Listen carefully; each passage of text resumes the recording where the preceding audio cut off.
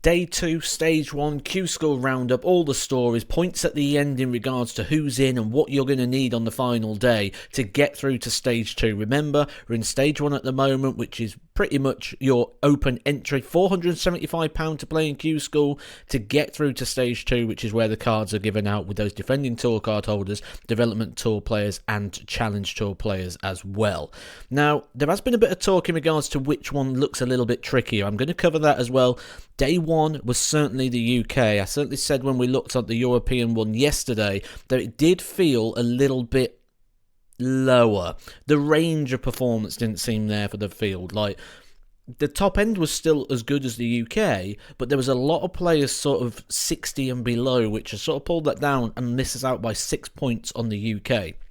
That being said, the European has had more entries in it, which means there will be more tour cards on the European Q School than there will be on the UK, because it's done on a pro rata basis based on entries, which may just be a bit miscued. We're going to take a little look, though, at the early round here to take a look at some of the, shall we say, more surprising results in the early stage. Carl Wilson, one of my predictions to do well here, still in there and swinging. Liam Kitchen couldn't throw the sink at Mason Whitlock and he went out in the opening stage, but there are a couple of the more bigger name players or the expected players. There was a lot of eyes on Jensen Walker, who was the runner-up of the Boys WDF World Championship. Scott Mitchell, ex-tour card holder, former BDO World Champion himself, going out there early on. Devon Peterson comes into some form, and he goes out to Cam Crabtree, the ADC Global Champion, that is Devon Peterson, and one of last year's winners on the Challenge Tour, Justin Hood, also going out, as does World Championship runner-up and World Match Play runner-up Mark Dudbridge, going out in the opening stage. And this is where the draw does come into play, because it can probably be a bit disheartening when you're winning with 90 or losing with 90 plus averages like some of these guys are. Then you're seeing people go through with 60s and 70s. Should Q School be seeded is one of the debates. Personally, I think it should. I think you seed it to the players that have lost their tour cards, one per board, and if there's any spare, start on the Challenge Tour from beginning at the top and just keep going down till you've got one seed per board. So let's have a run through and see what we've got here. John Part, 3-time champion of the world, now working as a commentator, has worked as a commentator for Sky Sports for quite some time. Again, mid-70s average. He goes out at the first round stage, not able to pick anything up today. Fallon Sherrick will get points. Remember, points are awarded to people that get to the round of which there are no buys, and Fallon Sherrick a 5-1 victory there, so gets her first point on the board in Q School. She'll be hoping to pick a few more up, as does Tom Sykes. A lot of people's picks due to the fact of what he's done on the Super Series. David Williams, TikToker now with over 100,000 followers on there, 86.32, showing what he can do, and he will be getting a spot in the Super Series later on in the year, so good opportunity for him. Thomas Banks, one of the hot young talents in darts at the moment, a 5-4 victory over Tom Riding, who's just getting back into the sport now. Scott Campbell, very good performance again from him. He got through to the final stage yesterday. That extra point there should be job done for him, and he can have tomorrow off should he choose to, or he may even just go qualify outright here. Connor Heenahan's hit a lot of 9-darters on the Super Series. Didn't quite hit the performance there, but he does go through, and that's probably the most important thing at this stage. Just get the points on the board. Scott Taylor, again, 5-1 defeat, no real line of performance, low 70s. It's not been a good campaign. He's going to have to go deep tomorrow if he's going to get through on the points, or he might even have to go all the way, depending on how things sort of pan out.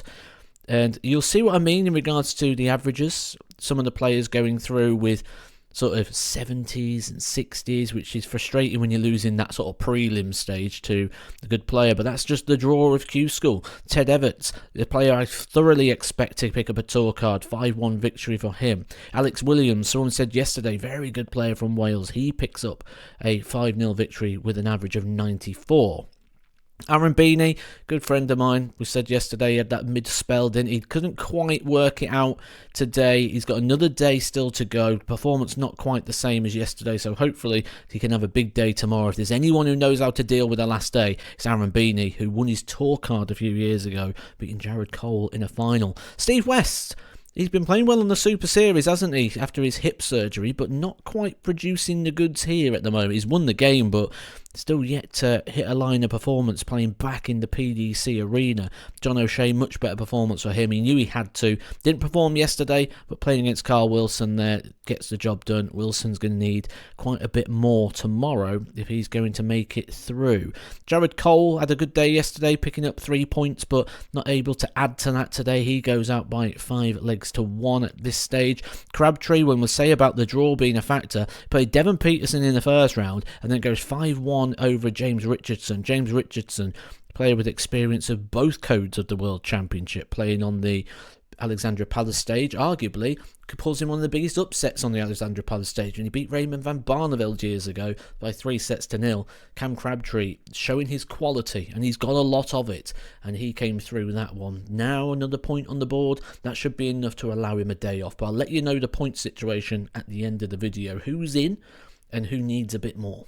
So now we know the players that are guaranteed to pick up some points. We're going to see who's picking them up above the average of play in the last 1 to 8. Who's going to get the 2 points? The average of play, remember, what I believe in order to get a tour card, 16 data to an 18 data, 6 visits to the board. Anything above a 93.93 in this round, we had 3 people. Yesterday we had 5, but it's those experience heads, isn't it? Andy Hamilton with a 95.98. Robert Thornton with the best one of the round, and David Williams, Darts for Fun on TikTok, going down 5-3 to Mark McGeaney, who had a good day yesterday as well, so him looking solid to get through to stage 2. And while you are here, guys, do check out the description below to check out the Mission Darts YouTube channel, a channel I am heavily involved in, presenting alongside Andy Cornwall with amazing darts coaching there, how to throw darts better, Rate My Hockey series, darts shops, podcasts, all sorts of different things over on the Mission YouTube channel. Go check it out and drop a follow on there as well for a little bit more Edgar, but maybe we'll say Edgar, but with a budget, because we actually got a videographer and a video editor over there. So it's my style of content with budget. Very worth a follow. As it is here, we are racing towards 100,000 subscribers. I'd love to put a YouTube plaque on the wall, so hit the subscribe if you're enjoying my content. Back to the action. Now, this is a part in Q School where it gets really interesting, because there are players here now that have pretty much got their spots. Tom Sykes on 5 points. Jamie Atkins on 6, Mark McGeaney 7, Scott Campbell 7, Ted Everts on 6. Now this is where the players down below want these guys to go through, so it eliminates those points out of proceedings. Because let's say Ted Everts goes and gets through to the final stage, that will move the ceiling up in regards to the positions. So he will come out and everyone will move up 1 place below. What you don't want is Ted to sort of, or a player that's up at that top end to sort of be there still on points, because it'll eliminate that position out of the ranking tables, especially when you think like then they won't turn up tomorrow. I think 5 points right now, that is in, so they're not going to need to bother tomorrow, that's for sure. But I think 4 points is probably going to be enough, especially with the legs. We'll review that at the end to make sure for precise. Let's take a look at the round though and see what's going on in the last 64. And there's not too many shocks and surprises as we get to this stage. Chaz Barstow, someone we've spoken about, just hasn't quite backed up that year he had a few years ago.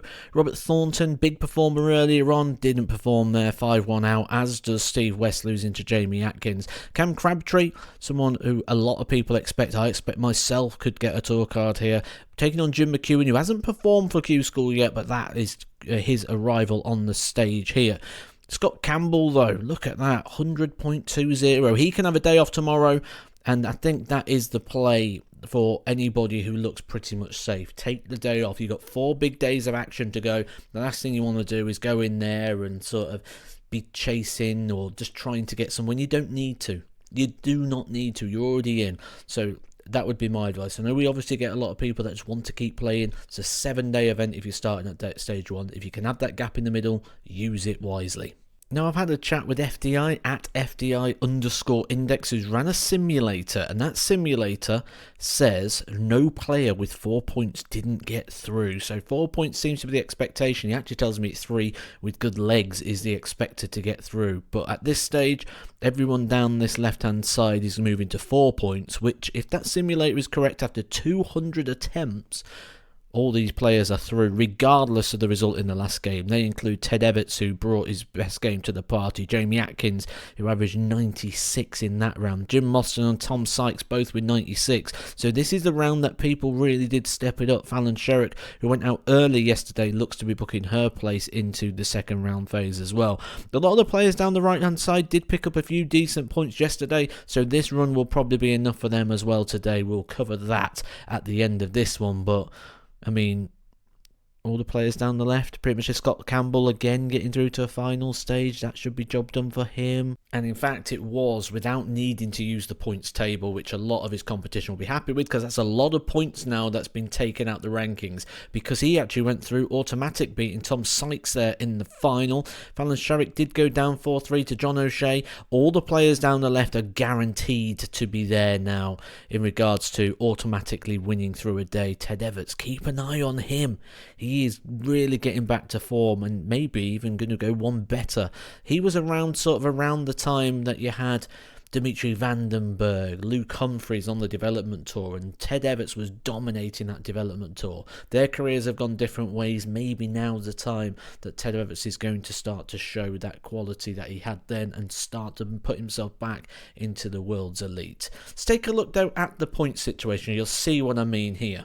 In regards to people that can have days off, the simulator said 3, 4 should be plenty, 5 is more than enough, and they can have the time off. 7 points for Mark McGeaney, 6 points here for a lot of players, 5 points, Tom Sykes, a player to pick out of there, James Beaton on 5, Richie Burnett on 4, looks safe, 4 plus 13. Now 3 was the simulation.